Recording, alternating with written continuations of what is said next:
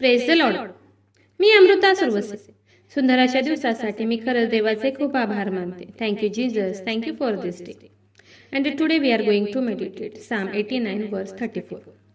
स्तोत्र संहिताचा 89वा अध्याय 34वे वचन आज आपण पाहणार आहोत. मी आपला करार मोडणार नाही, माझ्या मुखातून जे निघाले ते मी बदलणार नाही. हालेलुया.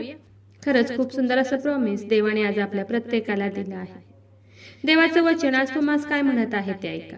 माझ्या मुला, माझ्या मुली, मी जे प्रॉमिस तुला केला आहे, जो करार मी वचनाद्वारे तुला केला आहे, जे शब्द मी बोललो आहे ते शब्द मी पूर्ण करणार. मी माझा शब्द, मी माझा करार कधीही मोडणार नाही. मी जे बोललो ते पूर्ण होणार. देवाचं हे वचन, बायबलमधील हे शब्द कसे आहेत हे तुम्हाला माहिती आहे का? ते एका पावसाप्रमाणे आहे. देवाचे शब्द हे पावसाप्रमाणे आहे. ते कसं काय आज आपण पाहूया. यशाया याचा 55वा अध्याय 10व्या आणि 11व्या वचनात आपण पाहतो की, पहा, पाऊस व बर्फ आकाशातून पडतात आणि पृथ्वी भिजवून तिला सफळ व हिरवीगार केल्या वाचून, पेरणाऱ्यास बीज, खाणाऱ्यास भाकरी दिल्या वाचून ती परत जात नाही. त्याचप्रमाणे माझ्या मुखातून निघणारे वचन होईल. ती माझी इच्छा पूर्ण केल्या वाचून व ज्या कार्यासाठी मी ते पाठवले आहे ते केल्या वाचून माझ्याकडे विफळ होऊन परत येणार नाही. हालेलुया. खरंच खूप सुंदर, खूप गोड असं देवाचं हे वचन आहे. खरं देवाचं वचन हे विश्वासयोग्य आहे. देवाचं वचन हे धीर देणारं आहे. खरंच तुम्ही एका गोष्टीचा कधी विचार केला आहे का? ज्यावेळेस पाऊस पृथ्वीवर पडतो त्यावेळेस सगळीकडे हिरवेगार रान आपल्याला पाहायला मिळते. पाऊस पडून ही जमीन ओसाड आहे असं कधी होईल का? पाऊस आला म्हणजे जमीन भिजून हिरवीगार होणारच. त्याचप्रमाणे देवाचं वचन आहे. ते वचन देवाची इच्छा पूर्ण केल्या वाचून व ज्या कार्यासाठी देवाने ते पाठवलं आहे ते काम केल्या वाचून देवाकडे विफळ म्हणजे कार्य न करता परत जात नाही. लक्षात ठेवा की पाऊस आल्यावर रान हिरवगार होतं, पेरणाऱ्यास बीज व खाणाऱ्यास भाकरी देतच. त्याचप्रमाणे देवाने दिलेलं प्रॉमिस हे पूर्ण होतच.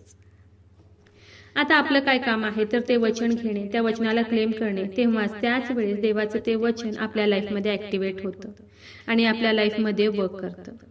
आणि त्या वचनाला देवाने जे काही काम दिलं आहे ते पूर्ण केल्याशिवाय देवाकडे ते वचन विफळ असे परत जात नाही.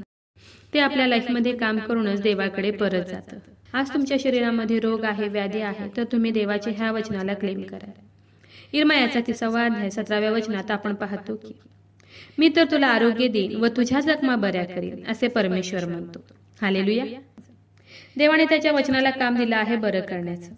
आता तुम्ही त्या वचनाला क्लेम करा. ते वचन स्वतः डिक्लेअर करा, घोषित करा. त्या वचनाला विश्वासाने क्लेम करा आणि विश्वास ठेवा की ते वचन नक्कीच तुमच्या लाईफमध्ये फुलफिल होणारच. ते वचन नक्कीच तुमच्या लाईफमध्ये पूर्ण होणारच. ते वचन नक्कीच तुम्हाला बरं करणारच. ते वचन तुम्हाला सर्व रोगातून, आजारातून, व्याधीतून बाहेर काढणारच, तुम्हाला बरं करणारच. कारण देवाचं वचन हे जिवंत आहे. देवाचं वचन हे दुधारी तलवारीपेक्षा तीक्ष्ण आहे. देवाने त्याच्या प्रत्येक वचनाला कार्य दिलं आहे आणि देवाचं वचन आपल्या लाईफमध्ये कार्य करतं. आज तुम्ही अडचणीतून, गरिबीतून, कर्जातून जात आहात तर देवाच्या ह्या वचनाला क्लेम करा.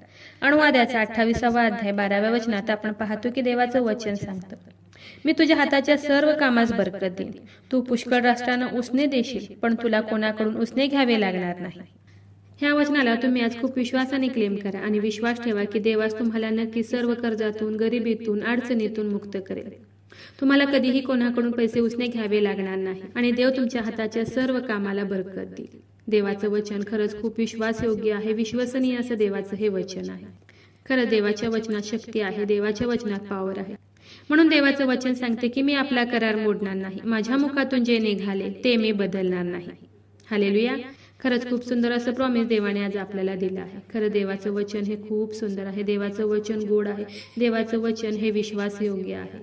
तर चला देवाच्या वचनावर विश्वास ठेवूया, त्याच्या ह्या वचनाला क्लेम करूया. नक्कीच या वचनाद्वारे देव तुम्हाला खूप खूप आशीर्वादित करू. खूप जणांना देवाच्या ह्या जिवंत वचनाची गरज आहे. खूप जणांपर्यंत तुम्ही देवाचं हे जिवंत वचन शेअर करा. देव तुम्हाला खूप खूप आशीर्वादित करू. शाल वी प्रे. हालेलुया. स्तुतीस पात्र, स्तुतीस योग्य देवा, धन्यवाद देते. हात उंच करून तुझी स्तुती, तुझा गौरव करते ईश्वराजा.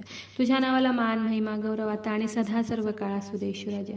सुंदर अशा दिवसासाठी मी मनापासून तुझे आभार मानते ईश्वराजा. सुंदर असं प्रॉमिस, गोड असं वचन प्रभू ईश्वपा तू आज आम्हाला दिले उपकार मानते प्रभू ईश्वपा. हो दे बाप्पा, जेवढ्याने तुझं आजचं हे वचन ऐकले प्रभू ईश्वपा त्या प्रत्येकाला आशीर्वादित कर प्रभू ईश्वपा. तुझ्या वचनावर विश्वास ठेवण्यासाठी, तुझ्या वचनाला क्लेम करण्यासाठी तू त्यांना मदत कर, सहाय्य कर प्रभू येशूप्पा.